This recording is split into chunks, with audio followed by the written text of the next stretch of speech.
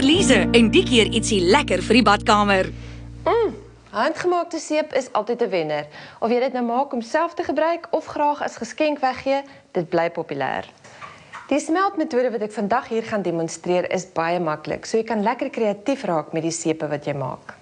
Ek is gaande oor die reuk van klapper, dus het ek besluit om klapperseep te maak. Daarvoor het jy ongegeurde seepbasis nodig en ons gebruik die deursigtige ene en die wit ene, klappervlokkies in die gedroogde vorm, organiese klapperolie, 'n maatbeker, natuurlik vormpies om dit in te giet, iets om die seep op te sny en natuurlik 'n ou veiligheidsbril vir indien dit spat.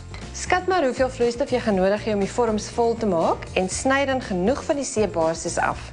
As jy nie die seep te deursigtig wil hê nie, kan jy maar net 'n bietjie meer van die wit byvoeg.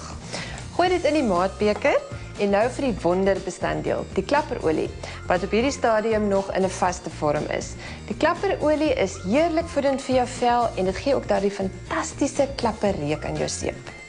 Moet egter nie te veel bysit nie, want anders gaan jou seep te olierig wees en dan gaan dit nie stol nie. Hierdie moet nou alles saam gesmelt word en dit doen ons sommer in 'n mikrogolfoond.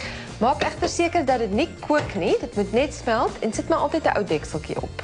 Hou maar fyn dop want dit smelt baie vinniger as wat jy dink.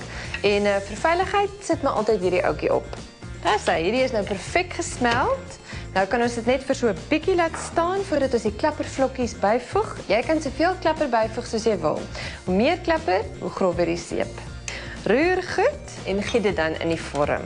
Jy kan enige vorm gebruik vir die doel. 'n Mens kry plastiekvorms wat spesiaal gemaak is hiervoor, of jy kan selfs 'n ou pasta boksie gebruik wat oopgesny is.